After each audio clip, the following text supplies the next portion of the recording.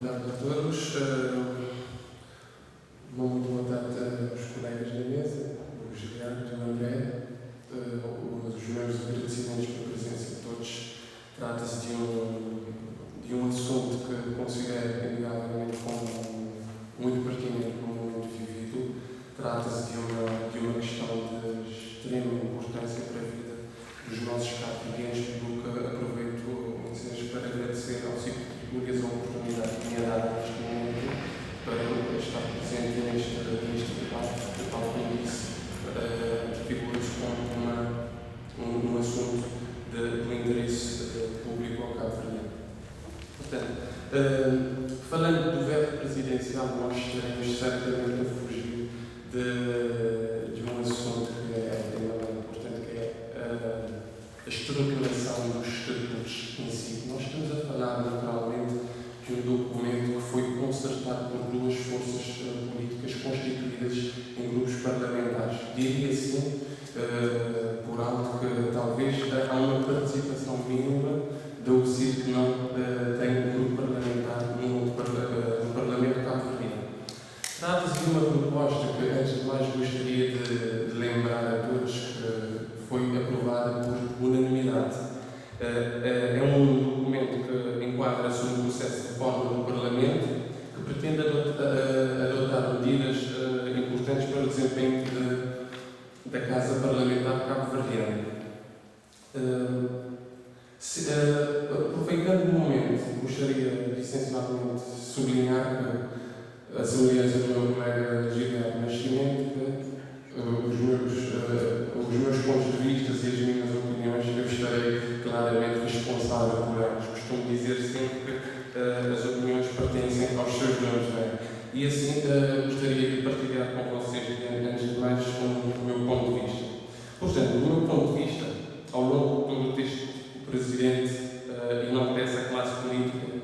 Aliás, acho que o veto apenas o é, sob o ponto de vista formal, posto que, ao lermos o texto, ficamos com a sensação que o Presidente concorda com tudo o que dispõe dos estatutos dos titulares dos cargos políticos. De todo, algumas questões não podem ser ignoradas, como, por exemplo, o facto de o Presidente ter decidido pelo veto em tempo recorde, pouco mais de 24 horas depois de ter recebido o diploma. Fica a ideia que o texto já estava pronto antes mesmo de ele ter recebido o diploma do Parlamento.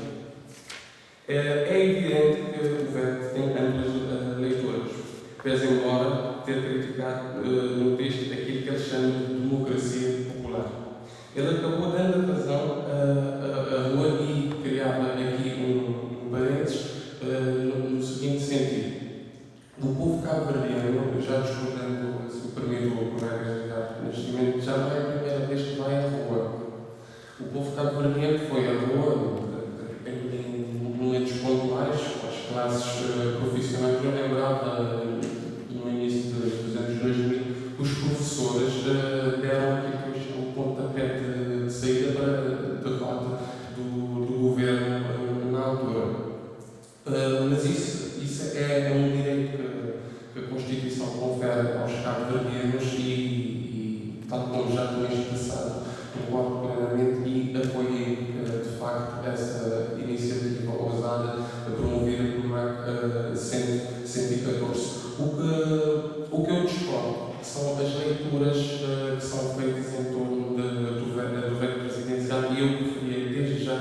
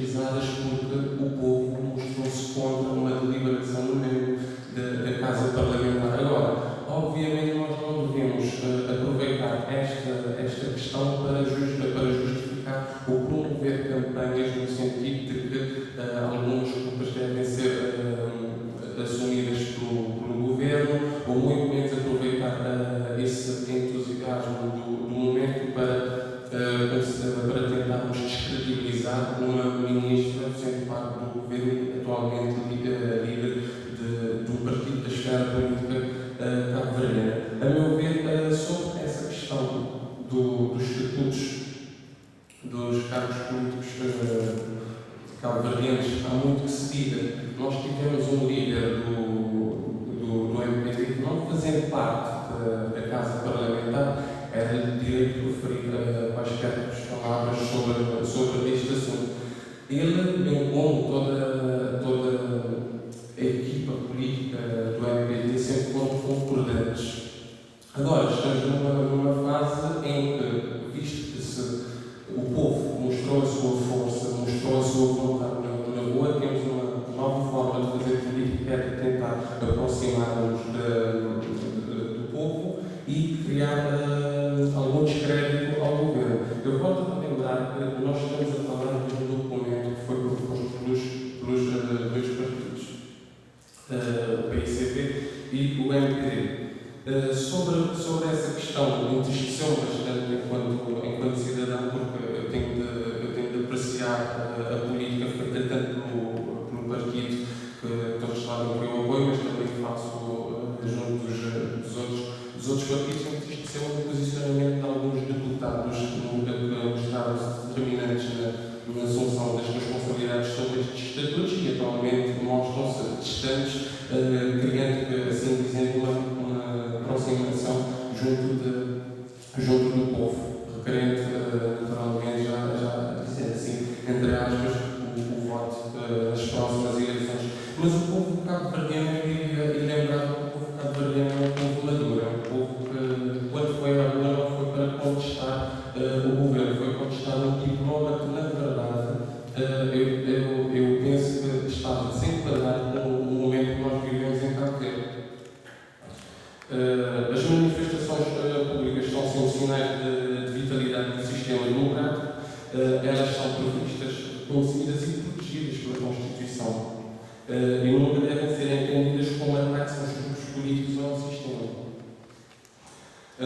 Portanto, relativamente às consequências desse veto, eu acho que teria mais sentido em debate aberto que nós conseguíssemos apurar e debater as questões, mas eu volto a criar um parágrafo que, a nível de consequências, eu diria que, de um modo geral, os partidos políticos com assento na Casa Parlamentar são os que mais perderam, visto que todos os deputados da Casa votaram.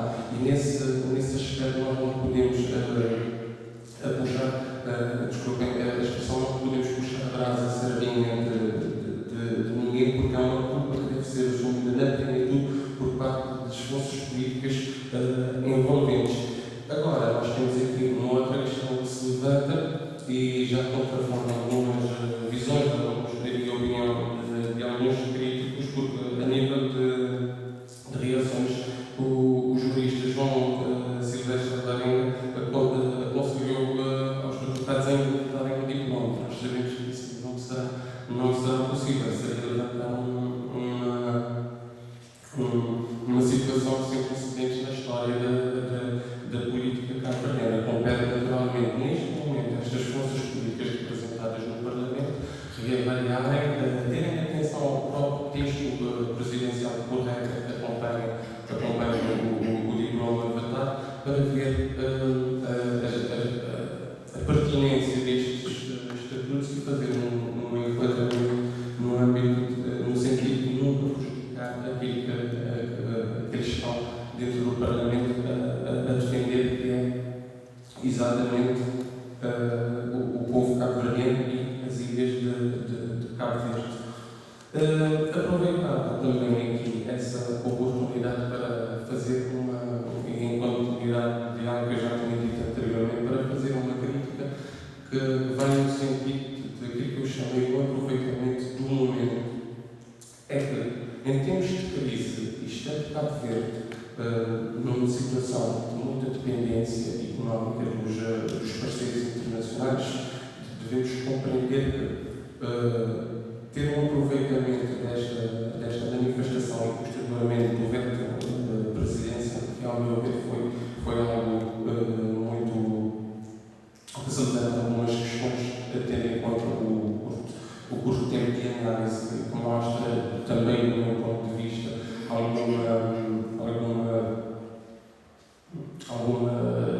eu diria assim, algum descuido por parte do Presidente, que se manteve silencioso antes de receber o diploma, situação que eu respeito, mas depois de o receber era presente logo do lado do povo. A primeira apreciação que nós devemos fazer é se o Presidente fez isso no sentido de que iria ganhar votos estando ao lado do povo, ou se nesta leitura deliberada que ele tomou, se estaria realmente do lado do povo. Creio que não, porque, tal como ele próprio frisou no texto, ele concorda com todas as questões que ele teve essa ação, tendo em conta a manifestação popular. Agora, cabe-nos a nós, neste momento, esperar e esperar bem que os deputados se debrucem convenientemente sobre o diploma e que, a nível de tudo que se possa considerar como alterações a serem feitas, estarem sempre em proveito dos cabo-verdianos. Muito sinceramente, eu não queria alongar sobre este assunto, porque eu considero que trata-se de um assunto que tem mais valor, não criticarmos as ações políticas em si, mas permitindo que todos tenham uma intervenção positiva, possamos desenvolver e criar um debate mais apropriado no sentido da palavra.